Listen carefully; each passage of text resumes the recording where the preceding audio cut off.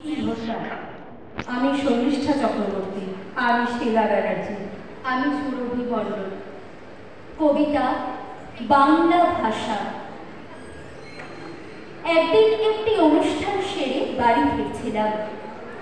হঠাৎ দেখি প্রকাশ্য এক রাজপথে একজন স্ত্রীলোককে প্রায় নগ্ন অবস্থায় রাস্তায় ফেলে তার পিঠের উপর প্রচন্ড জোরে চাবুক চালাচ্ছে কয়েকটি কালো রঙের মানুষ। কাছে গিয়ে প্রশ্ন করলাম, মা, কে তুমি মা?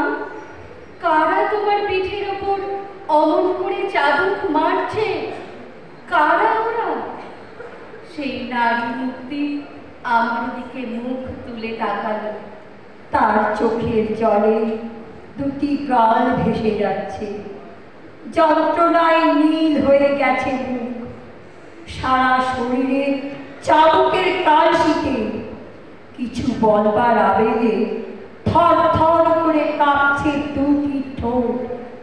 কোনো রকমে উত্তর করল সেই নারী মূর্তি, আমি বাংলা ভাষা। বাংলা ভাষা?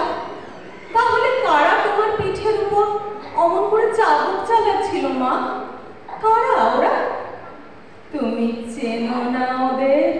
না, তারাই মারছিল যারা আজকে বুঝতে পেরেছে বাংলাকে, বাঙালিকে, বাংলা ভাষাকে শেষ করে দিতে না পারলে ওদের নিজেদের অস্তিত্বই বিলুপ্ত হয়ে যাবে। তারাই মারছিল আমার পিঠের উপরে চাবুক। নিজের মাথা চুল ছিঁড়তে ছিঁড়তে মাথা ঠুকতে লাগলো রাস্তার কালো পিচে। চিৎকার করতে লাগলো, বুঝতে পেরেছি আমার কৃতি সন্তানরা কেন আজ পঙ্গু। কারা তারা?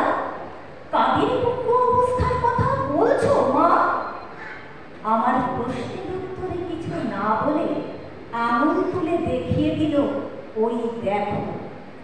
তাকিয়ে দেখি একটি মৌন মিছিল ধীর পায়ে এগিয়ে আসছে। মাথার ওপর উজ্জ্বল লাল শালুতে লেখা, বাংলা ভাষার অধিকার চাই।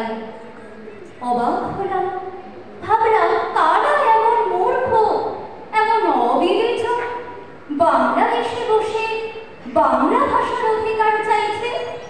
কারা ওরা? পায়ে পায়ে কাছে এগিয়ে গেলাম। কি দেখলাম জানেন? দেখলাম মিছিলের পুরোভাগে রয়েছেন পণ্ডিত ঈশ্বরচন্দ্র বিদ্যাসাগর। তার সারা মাথায় ব্যান্ডেজ বাঁধা। কারা যেন ইট মেরে ফাটিয়ে দিয়েছে তার মাথা। রয়েছেন স্বামী বিবেকানন্দ, তার একটা হাত কাটা। রয়েছেন সুভাষচন্দ্র, তার একটা পা কাটা। রয়েছেন রবীন্দ্রনাথ, শরৎচন্দ্র, বঙ্কিমচন্দ্র, মাইকেল, দ্বিজেন্দ্রনাথ। প্রত্যেককে কারা যেন মেরে মেরে সমস্ত অঙ্গ প্রত্যঙ্গ গুড়িয়ে চুরমার করে দিয়েছে। পঙ্গু অবস্থায় শ্লথ পদক্ষেপে বাংলা মায়ের সেই কৃতি সন্তানেরা এগিয়ে চলেছেন তাদের বুকের ভাষা, প্রাণের ভাষা, যে ভাষায় তারা জন্মে প্রথম মা বলে ডেকেছেন, তারই অধিকার চাইতে। মিছিলের পেছন থেকে একটি গান করুণ সুরে ভেসে আসছে। মোদের গর্ব, মোদের আশা, আবরি বাংলা ভাষা। আমি জ্ঞান হারিয়ে রাস্তায় লুটিয়ে পড়লাম। আমার জ্ঞান ফিরল কখন জানে? অনেক হতভাগ্য বাঙালি ভাইদের যেমন করে জ্ঞান ফেরে, তেমনি ভাবে একটি অবাঙালি বুটের ঠক করে। कौन है तुम? जरूर तुम नशे में हो, भागो यहाँ से। আপনারাই বলুন, কেন আমি রাস্তায় লুটিয়ে পড়েছিলাম?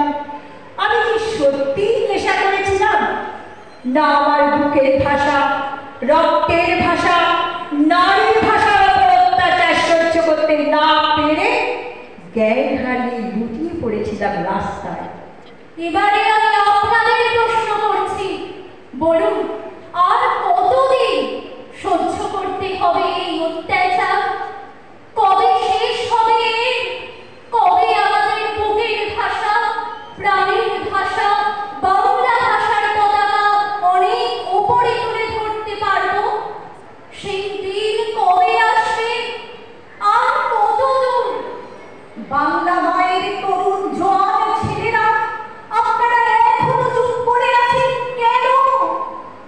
আপনাদেরই বাংলা ভাষা, আপনাদেরই জন্মভূমি বাংলা মা আজ অন্যের হাতে লাঞ্ছিতা ধর্ষিতা। এসব দেখেও কি আপনারা এই অত্যাচার মুখ বুজে সহ্য করবেন, প্রতিকার করবেন না? একবার যদি আপনারা রুখে দাঁড়ান, দেখবেন ইঁদুরের মতো ওরা গর্তের ভেতর পালিয়ে যাবে। দোহাই আপনাদের, একবার আপনারা রুখে দাঁড়ান। বাংলা